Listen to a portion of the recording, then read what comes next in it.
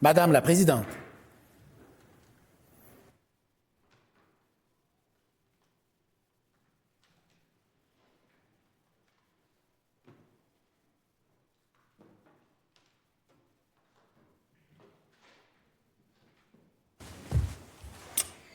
Bonjour, chers collègues, vous pouvez vous asseoir. Donc, nous sommes aux affaires du jour, affaires inscrites par les députés de l'opposition. À l'article 81 du feuilleton, aux affaires inscrites par les députés de l'opposition, Monsieur le député de Laurier-Dorion présente la motion suivante. Que l'Assemblée nationale reconnaisse que, dans le contexte de la crise du logement, de nombreux locataires renoncent à faire valoir leurs droits par crainte que le caractère public des dossiers au tribunal administratif du logement nuise à leur recherche de logement.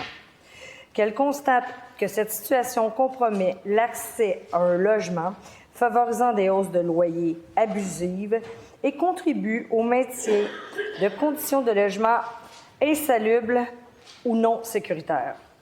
Qu'elle prenne acte du fait que plusieurs autres juridictions, notamment la Colombie-Britannique, l'Alberta, le Nouveau-Brunswick et la Nouvelle-Écosse, ne rendent pas publics les noms des locataires qui exercent leurs droits.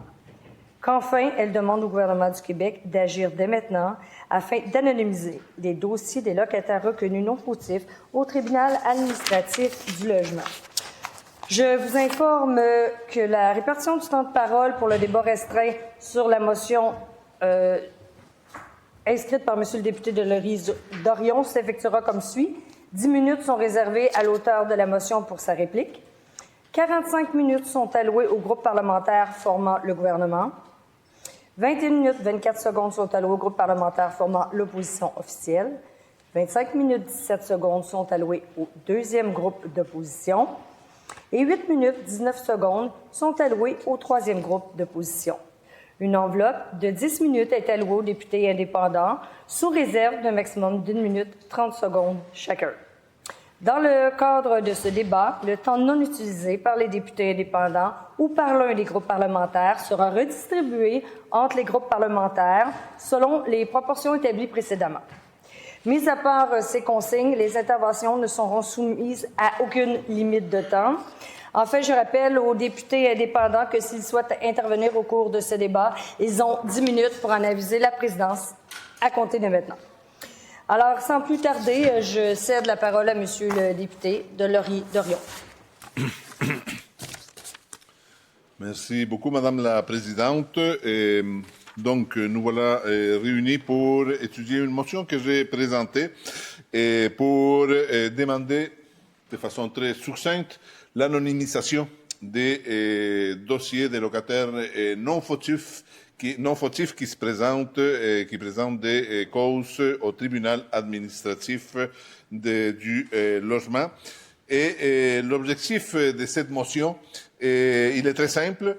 Il s'agit d'assurer que les locataires puissent faire pleinement valoir leurs droits sans avoir à craindre que cela ne se retourne contre eux et que cela menace concrètement la possibilité de se trouver un nouveau logement ou qui menace les droits à un logement. En effet, Madame la Présidente, en ce moment, il est parfaitement légal pour une propriétaire de refuser de louer un logement à une personne tout simplement parce que cette personne a un dossier au tribunal administratif du logement, l'étal. Et ce, peu importe la nature du dossier. On ne parle donc pas juste des locataires qui ne payent pas leur loyer ou qui causent des dommages à leurs logements qui sont affectés. Par exemple, vous refusez une hausse des loyers abusive, on peut vous refuser un logement. Vous portez plainte parce que votre logement est mal chauffé, on peut vous refuser un logement.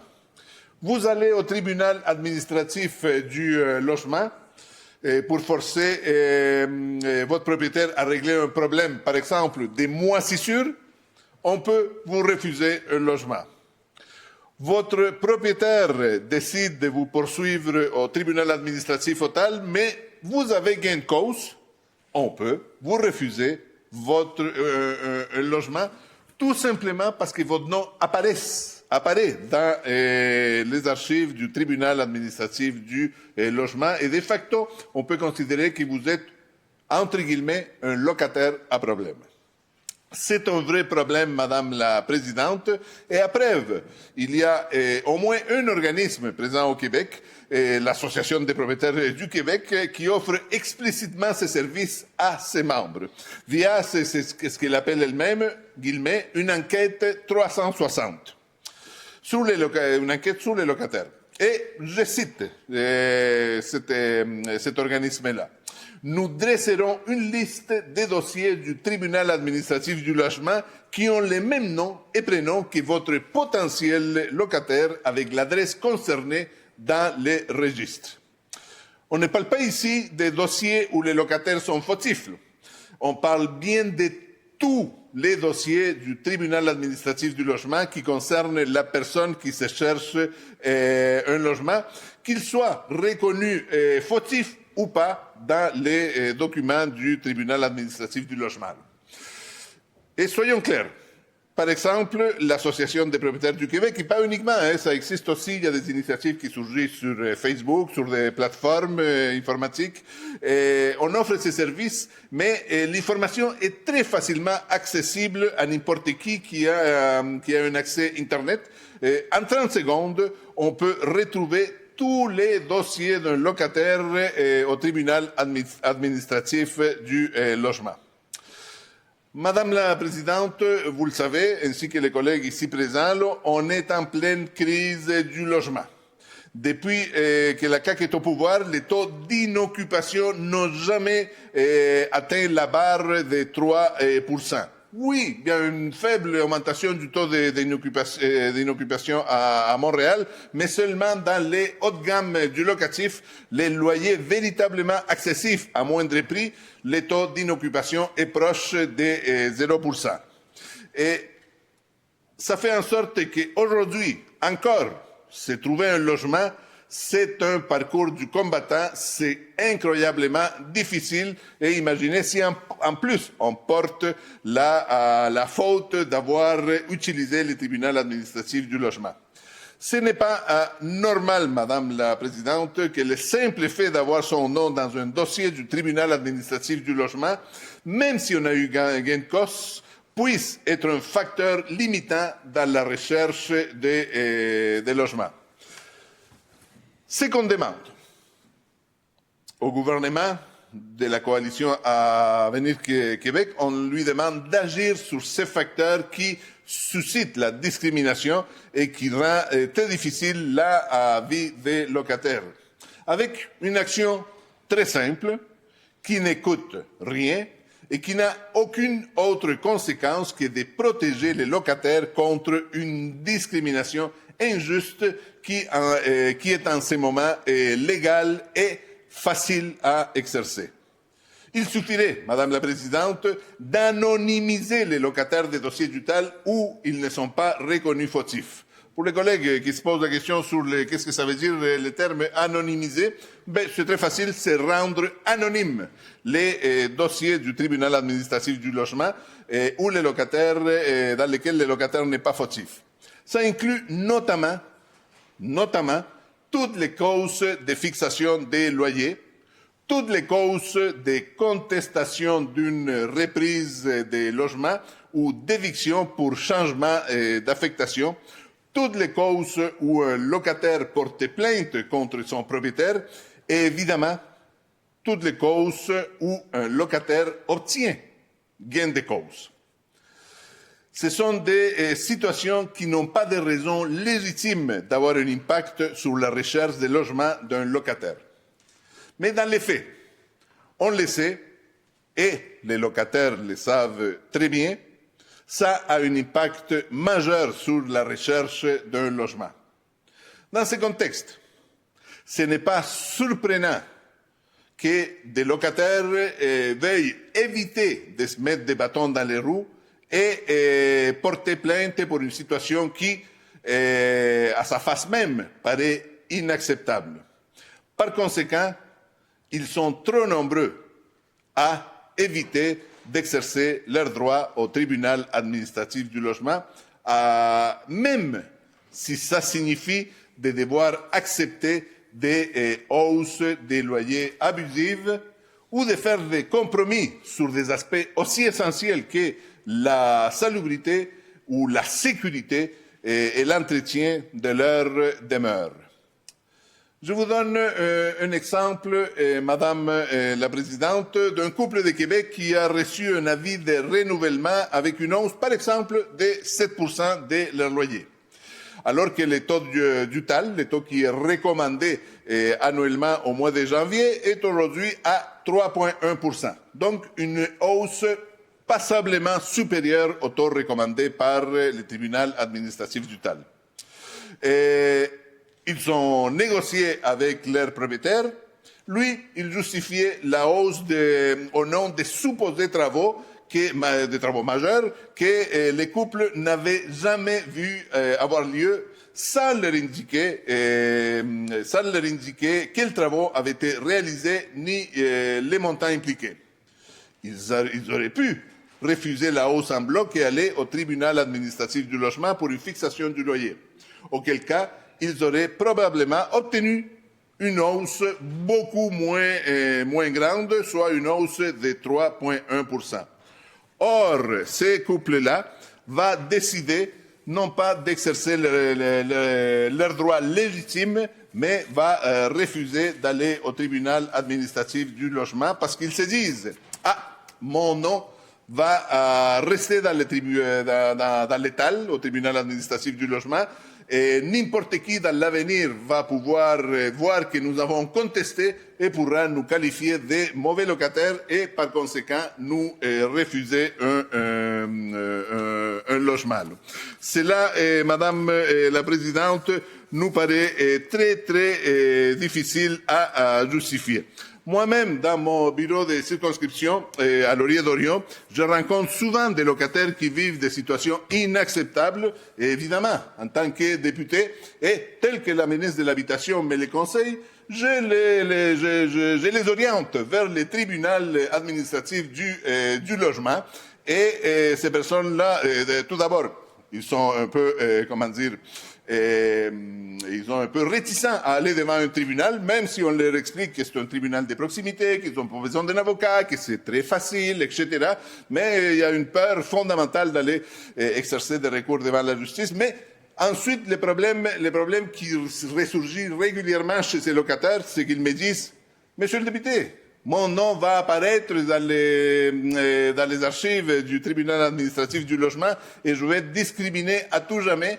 Moi, je vais conserver mes chances d'aller, qu'un propriétaire me dise accepte que je puisse louer son logement. Donc, ces locataires refusent d'aller, d'exercer leurs droits au tribunal administratif du logement, tout simplement parce qu'ils ont peur, Madame la Présidente. Et cela est inacceptable dans la société des droits que nous sommes.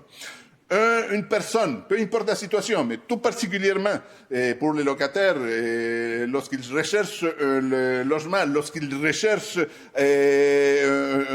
un bien qui va satisfaire une nécessité fondamentale, c'est celui d'avoir un chez-soi, parce qu'avoir un droit à un logement est un droit fondamental, il nous paraît inconcevable que cette personne-là refuse d'exercer leurs droits légitimes, tout simplement parce qu'elle a peur des conséquences, elle a peur d'être discriminée dans le futur par des propriétaires.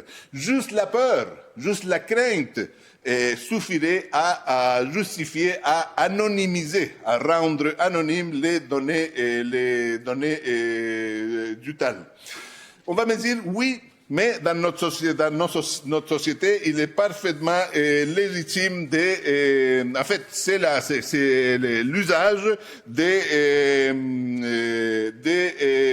que les tribunaux exercent et publient les données concernant les litiges qui sont traités par les tribunaux des différents ordres. Oui, c'est un principe important dans notre cadre juridique, mais c'est un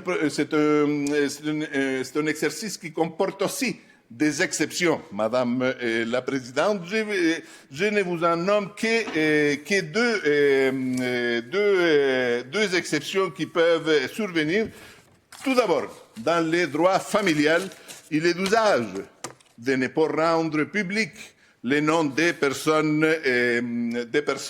impliquées dans ces litiges-là, parce qu'il y va de comment dire, le respect de l'intimité des personnes. On sait que dans ces tribunaux, on traite beaucoup des cas qui concernent la vie très personnelle des gens, et il est d'office admis et instauré que les tribunaux les décisions rendues par les tribunaux dans les champs du droit familial doivent être anonymisées, doivent être rendues anonymes. Un autre secteur, Madame la Présidente, un autre domaine juridique où il est communément admis qu'on doit rendre anonymes les décisions, c'est-à-dire ne pas nommer les personnes impliquées, c'est dans les droits de la jeunesse. Évidemment, c'est facile à comprendre. Les droits de la jeunesse, ça concerne des mineurs qui sont protégés de façon supplémentaire par notre cadre juridique, et il est communément admis et pratiqué que l'anonymisation, le fait de rendre anonymes les décisions de ces tribunaux-là au tribunal, dans les droits de la famille, aux tribunaux de la jeunesse, c'est une pratique courante. Donc il n'est pas absurde, il n'est pas complètement inusité ou surprenant que aujourd'hui Québec solidaire, avec beaucoup de gens dans la société, beaucoup de groupes qui représentent les locataires, depuis on demande aujourd'hui très formellement ici à l'Assemblée nationale à la ministre de l'Habitation d'aller dans le sens d'effectuer une réforme pour rendre anonymes les décisions rendues par les tribunaux le tribunal administratif du logement. On l'a dit dans la motion également, ce n'est pas si extraordinaire au Canada. Déjà, de différentes formes, il y a 4 provinces canadiennes qui exercent un certain niveau d'anonymisation des décisions rendues par les instances juridiques qui traitent du droit du logement. On parle de la Colombie-Britannique, l'Alberta, le Nouveau-Brunswick et la Nouvelle-Écosse. Et toutes ces provinces-là ne rendent pas public les noms des locataires qui exercent leurs droits. Donc, c'est une pratique qui est courante au Canada. Le Québec, à mon avis, on est en retard. On devrait définitivement avancer dans la voie de rendre anonymes les décisions du TAL pour les locataires qui sont considérés non fautifs, afin de renforcer les droits à avoir un logement et surtout éviter la discrimination. Merci, Madame la Présidente. Merci, Monsieur le député. Maintenant, je suis prête à céder la parole à la ministre de l'Habitation. Je vous informe que votre formation politique a 47 minutes 8 secondes après la répartition du temps de parole. Je vous cède la parole, Madame la ministre. Merci, Madame la Présidente. Mesdames, Messieurs les députés, merci. Bonjour d'être présents. Madame la Présidente, le gouvernement du Québec tenait à exprimer notre opposition à la motion qui est déposée par le député de Laurier-Dorion, anonymiser les dossiers de locataires rendus non fautifs au tribunal administratif du logement. La motion part d'un postulat qui mérite d'être nuancé, Madame la Présidente. L'idée que la publicité des dossiers découragerait les locataires de faire valoir leurs droits. Certes, certains peuvent ressentir une crainte qui est liée à la visibilité de leur dossier, mais, Madame la Présidente, il ne faut pas oublier que la transparence, c'est un pilier fondamental du système judiciaire québécois. La divulgation des dossiers permet à tous, les citoyens, les associations, les acteurs du marché du logement, de comprendre comment la loi s'applique et comment les décisions peuvent être rendues. Ça sert de garde-fou contre les pratiques qui sont injustes et assume que la justice est réellement rendue de manière équitable et visible aux yeux de tous. Rendre anonymes ces dossiers, c'est, selon le gouvernement du Québec, créer une opacité qui pourrait nuire à l'équité et à la confiance du public dans le tribunal administratif du logement. La transparence, ça permet aux citoyens de vérifier l'application des règles et de comprendre leurs droits et leurs obligations, Madame la Présidente. Si les décisions sont anonymes, les particuliers, puis même les associations de défense de locataires ou de propriétaires auront plus de difficultés à identifier des tendances ou encore des abus éventuels. Ça freine également les pratiques abusives. Les propriétaires savent que toutes leurs actions peuvent être rendues publiques et examinées par tout le monde. C'est un effet qui est dissuasif, qui est essentiel pour maintenir le marché locatif juste et équilibré. Les rendre anonymes pourrait réduire cette pression préventive, ce qui profiterait au comportement inapproprié. Ça nuirait à l'ensemble des locataires et du parc immobilier. La transparence favorise l'égalité, la responsabilisation.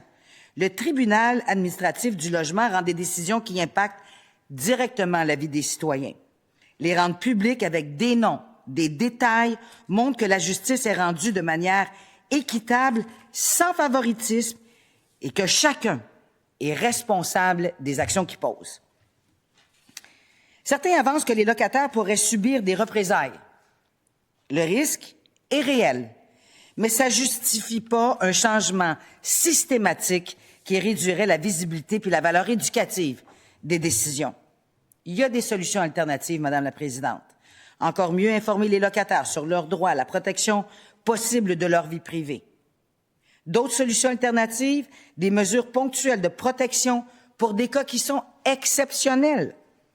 Encourager les recours à la médiation confidentielle, lorsque la situation le justifie évidemment, et de rendre anonyme systématiquement, c'est pas la seule réponse, et ça pourrait créer, Madame la Présidente, plus de problèmes que ça n'en résout.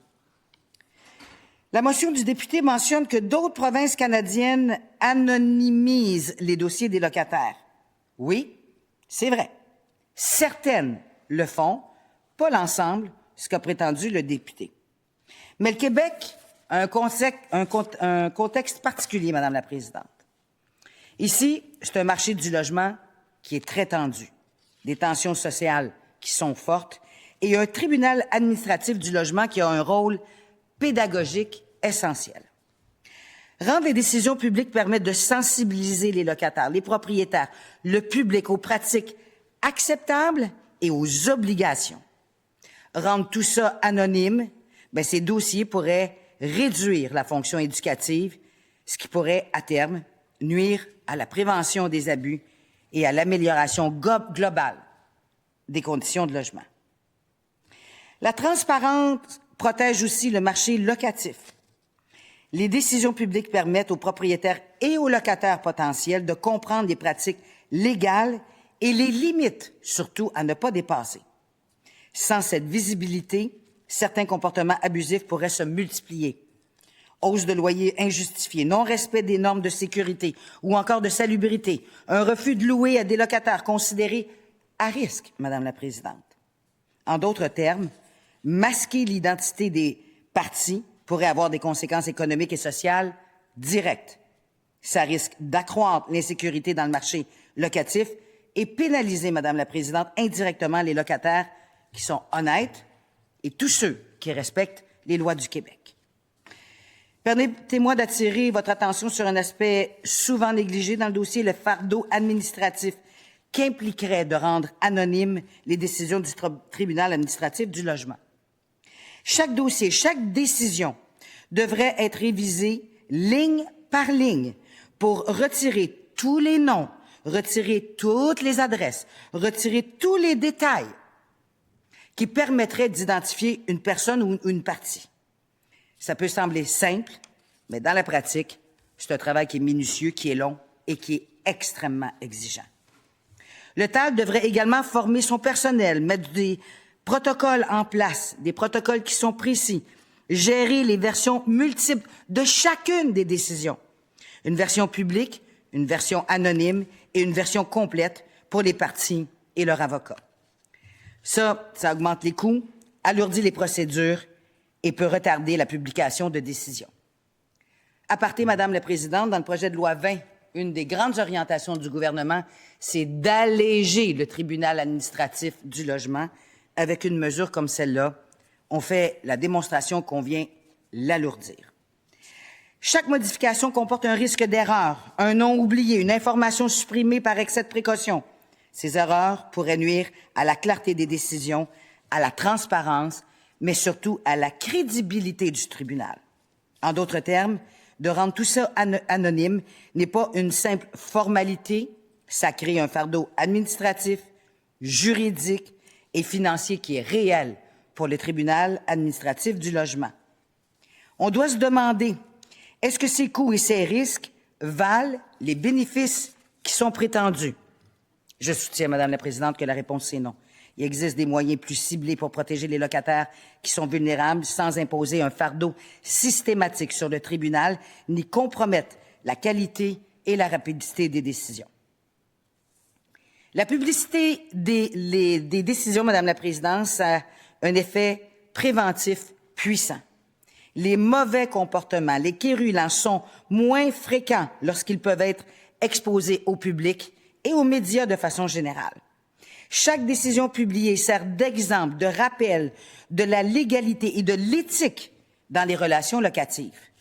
De rendre tout ça anonyme, en revanche, pourrait créer un effet inverse. Certaines pratiques problématiques resteraient dans l'ombre, moins visibles, et donc beaucoup plus difficiles à corriger. Les dossiers publics permettent également à des chercheurs, des étudiants, des organismes sociaux d'étudier les tendances dans le marché locatif et le fonctionnement du tribunal. Ça contribue à l'amélioration en continu des politiques publiques et à une meilleure compréhension des enjeux sociaux. De rendre tout ça anonyme, systématiquement, limiterait cette capacité d'analyse et on priverait le Québec d'un outil précieux pour améliorer son système de logement. En terminant, Madame la Présidente, Mesdames, Messieurs les députés, de rendre ça anonyme systématiquement, les dossiers des locataires reconnus non fautifs, n'est ni nécessaire ni souhaitable. Ça affaiblirait la transparence, réduirait l'effet dissuasif sur les pratiques abusives, limiterait l'accès à l'information, réduirait la valeur éducative des décisions du tribunal et pourrait nuire à la qualité et à la sécurité du marché locatif. Au lieu de ça, on doit chercher à renforcer la protection individuelle des locataires vulnérables au cas par cas, tout en préservant l'ouverture et la transparence des dossiers. C'est ainsi que nous garantissons un accès à la justice à la fois équitable, efficace et responsable dans un marché du logement où la confiance et l'information sont capitales. Pour toutes ces raisons, je vous invite à rejeter cette motion et à préserver la transparence des dossiers au tribunal administratif du logement. Merci, Madame la Présidente. Merci. Merci, Madame la ministre. Maintenant, je cède la parole à Madame la députée de Châteauguay. Merci, Madame la Présidente. Bon après-midi, tout le monde. Mes salutations à tous mes collègues ici présents. Merci aux collègues de Laurier-Dorion pour sa motion, puisque ça va permettre de remettre certaines choses en perspective. D'un, le débat que nous avons aujourd'hui touche un enjeu bien réel pour les Québécois, la capacité de se loger à un coût raisonnable dans des conditions adéquates. Les préoccupations des locataires sont légitimes et elles doivent être entendues. Mais encore faut-il que les solutions proposées reposent sur des faits démontrés et qu'elles s'attaquent aux véritables enjeux et causes des difficultés que vivent ces citoyens. Or, la motion d'aujourd'hui qui nous est présentée pose un problème de fond. En fait, je reviens sur un point que Madame la ministre a nommé un peu plus tôt. Dans le premier paragraphe, je cite, « Dans le contexte de la crise du logement, de nombreux locataires renoncent à faire valoir leurs droits par crainte que le caractère public des dossiers du tribunal administratif du logement nuise à leur recherche de logement. » La motion avance des conséquences importantes liées au fait que les dossiers du tribunal administratif du logement sont publics. On laisse entendre que ça peut compromettre l'accès au logement Ça peut favoriser les hausses abusives ou le maintien des conditions inadéquates. Ce sont des affirmations sérieuses, des affirmations très sérieuses, Madame la Présidente, mais elles sont appuyées d'aucune donnée. Aucune donnée. Aucune démonstration rigoureuse ne vient établir un lien clair entre le caractère public des dossiers et les effets avancés par notre collègue, le député de Laurier-Dorion. En matière de politique publique, c'est pas suffisant. On ne peut pas fonder une intervention sur des perceptions sans être capable de démontrer des impacts réels. Madame la Présidente, la motion repose aussi sur une lecture simplifiée du fonctionnement du tribunal administratif du logement. Oui, la notion de faute existe en droit québécois, mais dans la pratique, les situations sont rarement aussi tranchées. Les décisions du tribunal, ils sont nuancées. Elles tiennent compte des faits propres à chaque dossier. Donc, elles peuvent être partiellement accueillies ou partiellement rejetées. Réduire cette réalité à une catégorie de locataires non fautifs, comme nomme la motion, c'est de simplifier à outrance un système qui repose justement sur l'analyse de situations fines. À cela soulève une question vraiment importante. Sur quels critères, concrètement, établirait-on qu'un locataire est non fautif dans un tel cadre? Madame la Présidente, il y a aussi une contradiction importante dans le discours qui accompagne cette motion-là. Sur le terrain, comme sur les réseaux sociaux, Québec solidaire encourage les locataires à faire valoir leurs droits, à utiliser des recours disponibles, notamment devant le tribunal administratif du logement. C'est une bonne chose, une très bonne chose à faire. Il faut les encourager à aller vers ces ressources-là. Mais en parallèle, QS laisse entendre que le simple fait d'avoir un dossier au tribunal pourrait leur nuire, puisque ces dossiers sont publics. On ne peut pas à la fois encourager les gens à exercer leurs droits et leur faire craindre de le faire en même temps. Ce type de discours, ça crée un climat de méfiance, c'est clair. Et ce climat-là peut avoir un effet bien réel, malheureusement, à décourager certains locataires d'utiliser un recours qui existe pour eux, pourtant pour les protéger. Madame la Présidente, il est important aussi de rappeler que les mécanismes existent déjà pour encadrer les hausses de loyers pour protéger les locataires. La clause G du bail en est un bon exemple. Lorsqu'il y a un changement de locataire, le propriétaire doit indiquer le loyer le plus bas payé au cours des 12 derniers mois. Si ce loyer n'est pas indiqué ou s'il est inexact, le locataire peut s'adresser au tribunal administratif du logement pour faire fixer le loyer. Ce recours a un effet réel. Il y incite à une certaine modération dans la fixation du loyer et atténue aussi les risques de pression sur les locataires. Cela démontre que le cadre actuel prévoit déjà certains outils pour intervenir lorsqu'il y a des abus. Madame la Présidente, il faut aussi regarder la réalité du tribunal administratif du logement avec nuance. Oui, le volume de dossiers est élevé.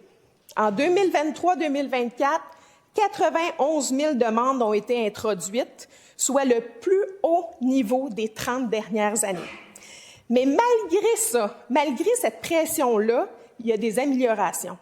Au 31 décembre 2023-2024, le délai moyen pour des causes urgentes était de 1,9 mois, comparativement à 2,1 mois en 2020-2021. Il y a des améliorations. Pour l'ensemble des causes, le délai moyen était d'environ 3 mois en 2023-2024, alors qu'il était presque que 4 mois 2 ans avant. Il faut rappeler, Madame la Présidente, que le tribunal est en évolution également. Il s'adapte à une demande accrue et continue d'améliorer son fonctionnement. Au-delà du fonctionnement du tribunal, il faut aussi regarder ce qui est fait pour réduire la pression sur le système. Notre gouvernement a modernisé la méthode de fixation de loyer. L'ancienne méthode datait de plus de 40 ans. Elle était complexe, difficile à comprendre, autant pour les locataires que pour les propriétaires. Aujourd'hui, la méthode repose sur l'IPC moyen des 3 dernières années. Cela peut éviter des variations brusques et de rendre les hausses plus prévisibles. Concrètement, pour 2026, cette méthode mène à une augmentation de base de 3,1 %, soit une hausse significative moins élevée que celle qui aurait été observée par l'ancienne méthode, qui aurait été environ de 4,9 %. Cette prévisibilité facilite les ententes entre les locataires et les locateurs et contribue à réduire le nombre de dossiers qui se rendent au tribunal. Dans le contexte d'anonymiser les dossiers des locataires, comme le demande Québec solidaire dans la motion, alourdirait considérablement la tâche du TAL et n'aiderait en rien à ce que ces dossiers-là soient réglés dans les meilleurs délais. Les délais ne changeraient pas de toute manière. Le regroupement des comités de logement et associations de locataires du Québec demande depuis longtemps des ajustements à l'ancienne méthode, notamment en ce qui concerne la composante du revenu net, qui pouvait représenter plus de 60 % de l'augmentation dans certains cas. La réforme vise justement à corriger ce type de situation-là et à rétablir un meilleur équilibre. Elle permet aussi aux propriétaires de mieux planifier les investissements nécessaires pour entretenir le parc locatif. Et cet entretien, elle est essentielle parce que si on ne maintient pas la qualité des logements existants, certains risquent de sortir du marché. Et c'est pas ce qu'on veut non plus. On a aussi agi concrètement, Madame la Présidente, pour protéger les locataires, notamment les plus vulnérables. Avec l'adoption du projet de loi 65 en juin 2024, un moratoire de 3 ans a été mis en place sur certaines évictions, notamment pour subdivision, agrandissement ou changement d'affectation. Et surtout, la protection des aînés a été renforcée. L'âge d'admissibilité passe de 70 à 65 ans, tout en maintenant le critère d'occupation de 10 ans et en élargissant l'accès avec un seuil de revenus pouvant aller jusqu'à 125 % du maximum admissible à un logement à loyer modique. Concrètement, ce sont environ 60 000 ménages, oui, 60 000 ménages aînés qui sont désormais mieux protégés. Ça démontre qu'on agit déjà de manière ciblée là où les besoins sont les plus importants. Madame la Présidente, mais surtout, je pense qu'il faut revenir à l'essentiel. Le véritable enjeu, ce n'est pas le caractère public des dossiers du tribunal. Le véritable enjeu, c'est l'offre de logement. On ne réglera pas la crise du logement en modifiant la façon dont les décisions sont accessibles. On ne va pas régler en augmentant l'offre, notamment de logements, on va régler en augmentant l'offre, notamment des logements abordables. C'est là que doivent se concentrer nos efforts si on veut améliorer durablement l'accès au logement. Madame la Présidente, on compare parfois la situation du Québec avec celle de d'autres provinces, comme mon collègue nommait plus tôt, Alberta, Colombie-Britannique, Nouvelle-Écosse, mais il faut faire attention. Parce que les règles ne sont pas les mêmes là-bas. Le Québec a un encadrement beaucoup plus poussé pour protéger les locataires. Avant de vouloir importer des solutions d'ailleurs, il faut tenir compte aussi de nos différences, nous, ici au Québec. Ce débat nous ramène aussi à des propositions comme le registre des loyers. Mais il faut se méfier des solutions qui semblent si simples. Des mécanismes de contrôle existent déjà. Le tribunal encadre les hausses. Les recours sont disponibles. Ailleurs, certaines juridictions ont expérimenté des outils comme les registres. Ils les ont abandonnés en raison des coûts que ça représentait, mais aussi des bénéfices limités que ça produisait. Et surtout, il y a des risques que ces outils soient détournés à des fins de spéculation. Chaque dollar investi doit avoir un impact réel sur l'accès au logement. En conclusion, Madame la Présidente, les préoccupations soulevées dans la motion ne repose pas sur des données suffisantes pour justifier une intervention comme celle qui est proposée. Si on veut réellement améliorer la situation des locataires, il faut se concentrer sur les bons leviers. Augmenter l'offre de logement, maintenir un cadre équilibré et continuer d'améliorer les outils existants pour qu'ils soient accessibles, efficaces et compris par tous. C'est comme ça qu'on va répondre concrètement aux besoins des Québécoises et des Québécois. Merci, Madame la Présidente.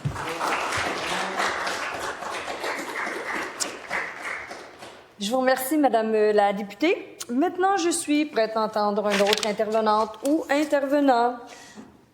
Alors, Madame la députée d'Iberville, à vous la parole. Oui, Madame la Présidente. Aujourd'hui, je prends la parole sur un sujet sensible qui touche bien des gens au Québec.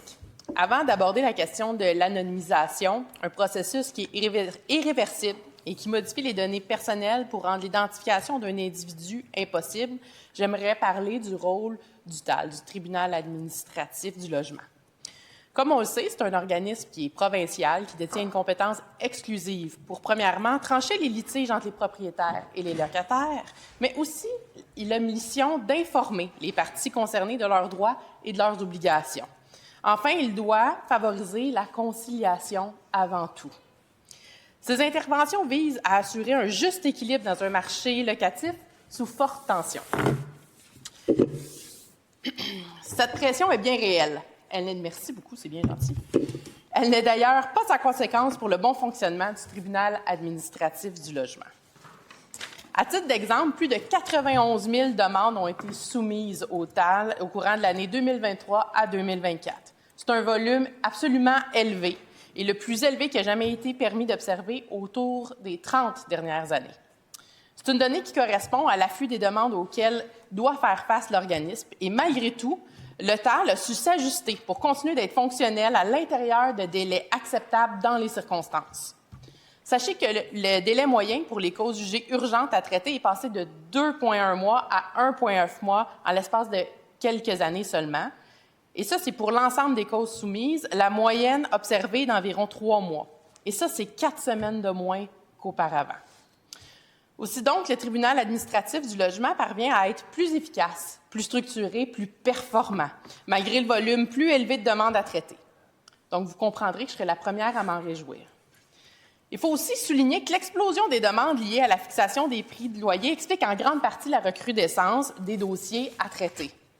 En 9 ans, le nombre de demandes sur ce sujet est passé de 4 085 à plus de 22 000. C'est un bond considérable. Pour ce type de dossier, ces délais-là peuvent parfois atteindre jusqu'à 9 mois.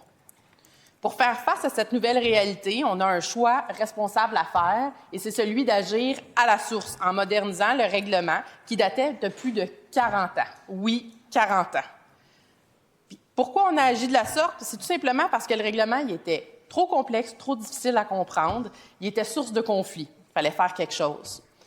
Donc, présentement, avec les méthodes qui est basée sur l'indice des prix à la consommation sur 3 ans, on a plus de prévisibilité, moins de chocs tarifaires, moins de litiges entre les parties qui se terminent devant le tribunal administratif. Donc, c'est dans ce contexte que certains proposent d'anonymiser les demandes au tribunal administratif. À première vue, l'intention peut sembler louable, mais quand on prend le temps d'analyser les impacts que pourrait avoir une telle mesure, les risques sont nombreux. Comme tout le monde le sait, notre système de justice repose sur un principe fondamental de la transparence. Et en ce sens, les décisions des tribunaux civils sont publiques et nominatives. C'est un principe qui est reconnu par la Charte des droits et des libertés du Québec et du Canada et qui est constamment affirmé par la Cour suprême du Canada. Quand l'information disponible est plus difficile à obtenir, les propriétaires deviennent plus sélectifs. Ceux qui paient vraiment le prix de ça, ce sont les jeunes, les nouveaux arrivants, les ménages les plus vulnérables. Il est donc inexact de prétendre qu'aucune règle n'est en place pour la protection des données sensibles. Pardon. C'est sans oublier les ordonnances de non-publication pour certains dossiers. À mon avis, celui du gouvernement que je représente, il faut éviter les comportements abusifs répétés, tant du côté des propriétaires que des locataires. Permettez-moi ici de citer Maître Sophie Gagnon, avocate et directrice générale de Juripop. Donc, j'ouvre les guillemets. En principe, un propriétaire peut refuser de louer un appartement s'il a des preuves que le locataire a manqué à ses obligations par le passé, s'il est, par exemple, en défaut de paiement, mais le simple fait d'avoir contesté une hausse de loyer ne devrait pas être un motif de refus. Fin de la citation. Des mécanismes permettent déjà de protéger des situations sensibles ou malhonnêtes, notamment par l'entreprise de la loi sur l'accès des organismes publics et sur la protection des renseignements personnels. On comprendra que la solution n'est pas une anonymisation mur à mur, mais plutôt une approche ciblée. Ailleurs, dans d'autres provinces, ce principe d'anonymisation est partiel, pas total. Les noms peuvent être retirés des bases de données publiques qui sont facilement accessibles. Les décisions rendues demeurent néanmoins accessibles. Les audiences restent publiques. Les informations désirées peuvent être obtenues sur simple demande. Dans un contexte de crise de logement où nous connaissons la demande qui excède l'offre, il est impossible de conclure qu'un refus de logement est attribuable à un recours préalable au tribunal administratif du logement.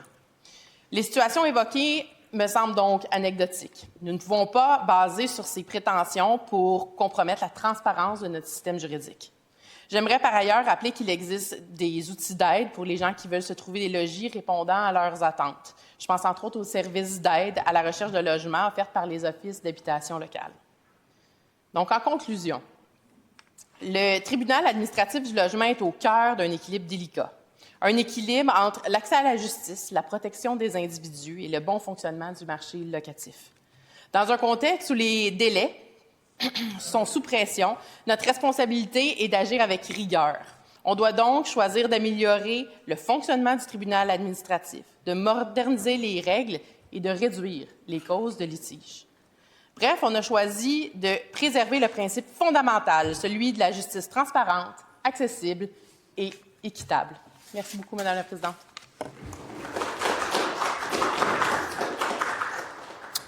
Merci, Madame la députée. Maintenant, je suis prête à céder la parole à Madame la chef du deuxième groupe d'opposition.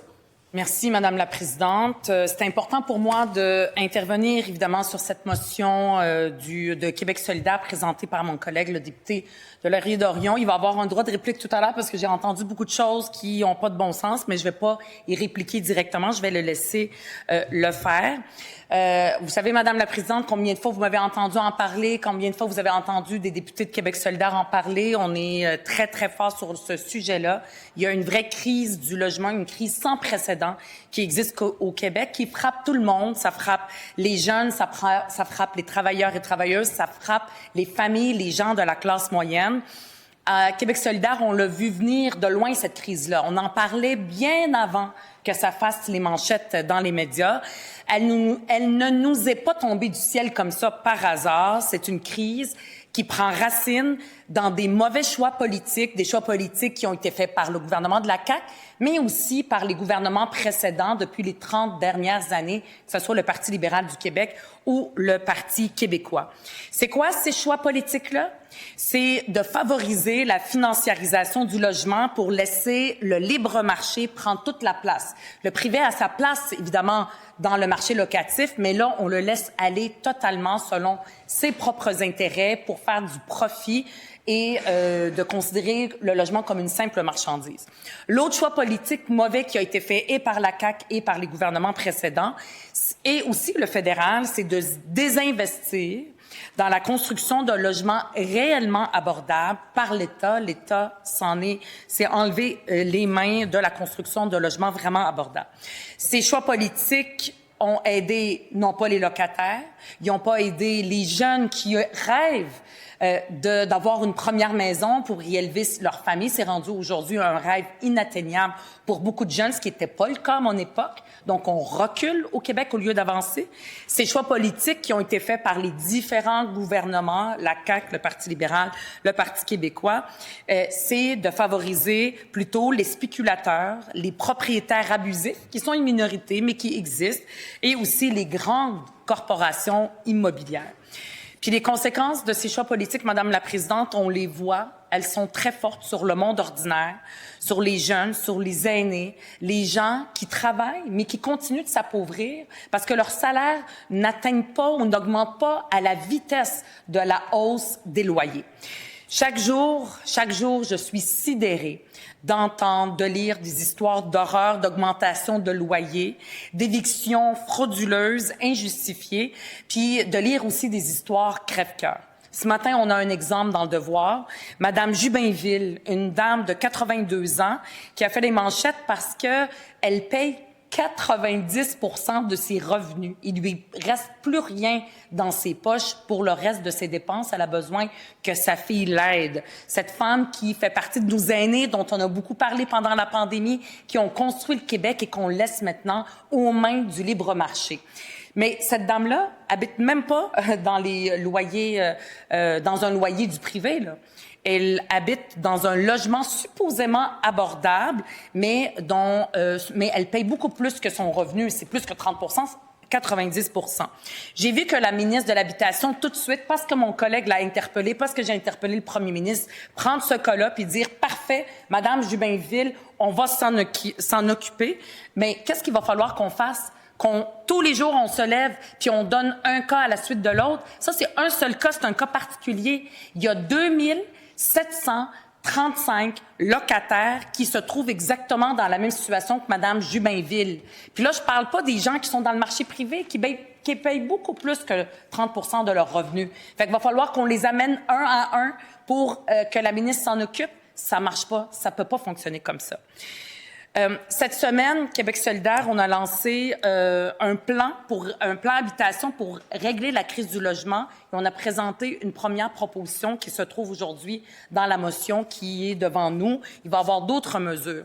Mais au même moment qu'on a lancé le plan, on a lancé aussi un site pour recueillir les témoignages. Aussitôt ouvert le site, aussitôt plein, et ça continue. On continue à avoir des témoignages de gens. Par exemple, Chani. Chani, une mère de 4 enfants à Drummondville qui nous a écrit, elle paye un loyer beaucoup trop cher et doit faire un choix impossible en payer son logement ou nourrir ses enfants. Elle nous a dit qu'elle dépend de l'aide alimentaire, mais c'est pas suffisant. Aujourd'hui, elle est en train de réfléchir, de vivre dans sa roulotte, parce que c'est devenu beaucoup trop cher de vivre dans un logement avec ses enfants. Dans le Québec 2026, Madame la Présidente. Il y a une autre personne qui nous a écrit, Chanel, qui, comme trop de gens, n'a pas les moyens de se loger près de son travail. Elle aimerait ça être proche de son travail. Elle est obligée de faire 2h30 de route chaque jour pour se rendre au travail parce qu'elle doit se loger beaucoup trop loin.